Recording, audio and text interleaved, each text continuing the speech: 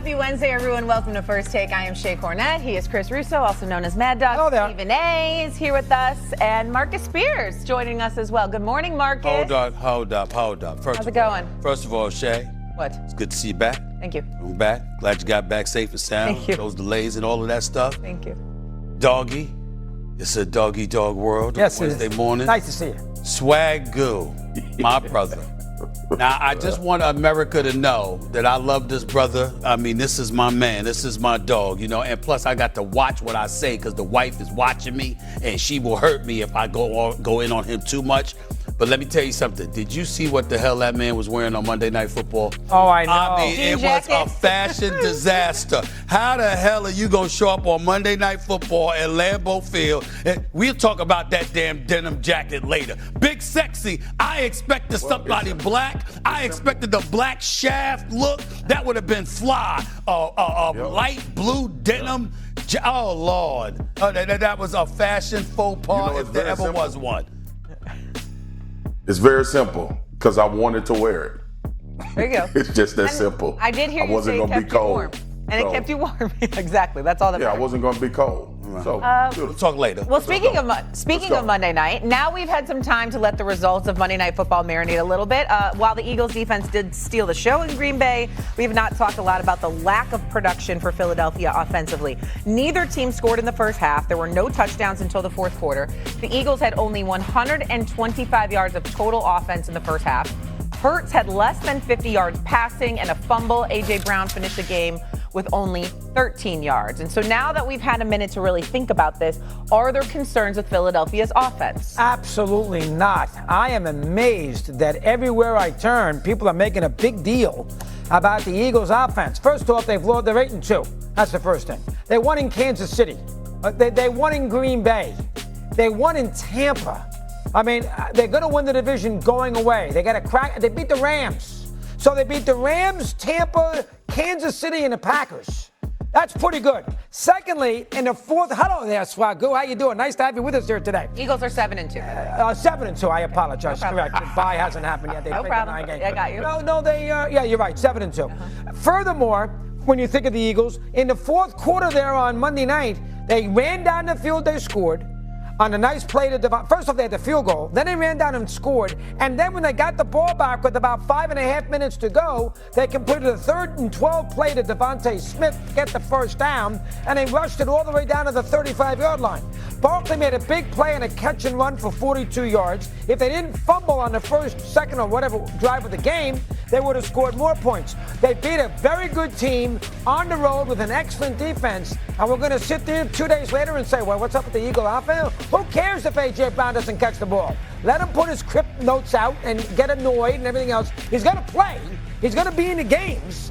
Barkley is Barkley. They didn't have Lance Johnson for a long time. I am amazed that so many people are making a big deal about a team that right now is the number 1 seed in football. And they're the Super Bowl champs. And they got a quarterback who does nothing but win. What else do you want, Mr. Smith? I'll go with Swagu first. I'm a bit dizzy with the whole outfit that you're rocking right now. This is a great outfit here. Go ahead, Swagu. Go ahead, man. Go ahead, man. Swagu. Why you on people's clothes this morning, man? Leave us alone. It's Tuesday. All right, let me say Wednesday. this. It's Wednesday, damn it. It's Wednesday. It's Wednesday. Yeah, y'all, it's running together. It's running together. Wednesday. Mad Dog, listen, I'm with you, brother. I'm with you. I have no worries. You know what it tells me about the Philadelphia Eagles? That they know how to win games no matter how the game is played. Remember a few weeks ago, we were having this conversation about the Philadelphia Eagles offense, and Jalen Hurts came out and threw for 300. A.J. Brown and Devontae Smith had over 100 yards receiving. Both got in the end zone.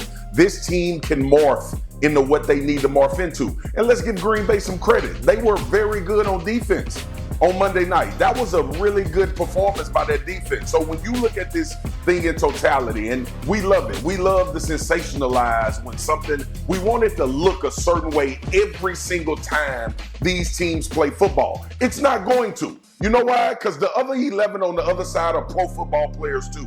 And you got to figure out a way to grind out wins sometimes in the NFL, even if you're considered one of the favorites. The other thing is this too.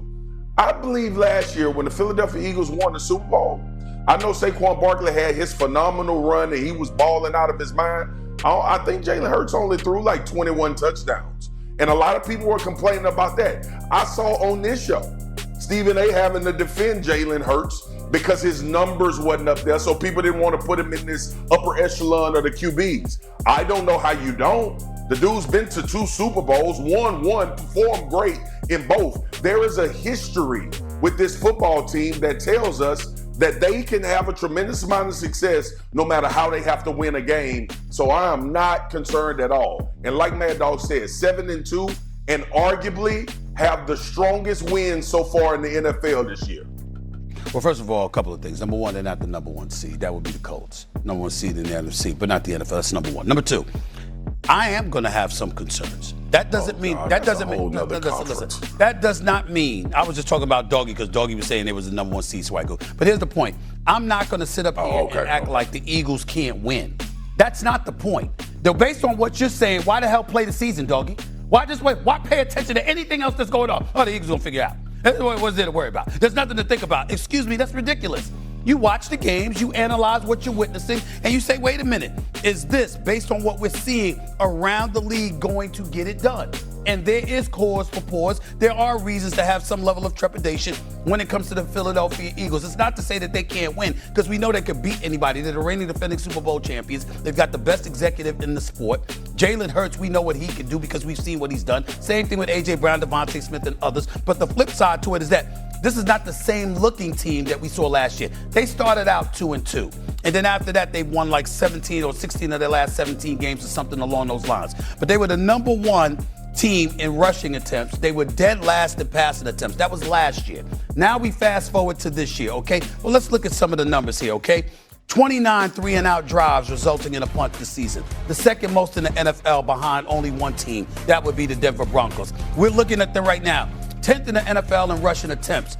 30th in passing attempts. 27th in third down offense. Well, okay, I can look at you and I can say, they still find a way to get it done because they're number 1 in red zone efficiency, thanks in large part to the tush push. But I'm also able to look at Detroit. I'm also able to look at Green Bay. I'm also able to look at Seattle, who's coming. Matthew Stafford, who's playing lights out, who, by the way, usually when you see a team in Southern California and they're going in inclement weather, cold weather, the snow and all of this other stuff, they usually don't fare well. Even though the Rams lost to the Philadelphia Eagles last year, that was the toughest playoff game that the Philadelphia Eagles had. We saw what they did to the Commanders in the NFC Championship game. We saw what they did to Kansas City in the Super Bowl. But we looked at Matthew Stafford and the Philadelphia Eagles and said, damn, they were right there. You look at them this year, they haven't faded. Their defense has been very impressive, okay? They don't have Aaron Donald anymore. It doesn't seem to be affecting them that much. We see Matthew Stafford playing the way that he's playing. We know what Puka Nacua can do. We know what Sean McVay can do. I'm just looking around and I'm saying the Eagles are obviously right there. They're the team to beat. But in the same breath, do you look at other teams and say, hey, they can be had based on what you're seeing from them compared to what you can see from other teams as well? Yeah, which makes it very interesting. It's not the end of the world, but it's not to look at them and just shove other teams aside and say there's absolutely nothing to worry about.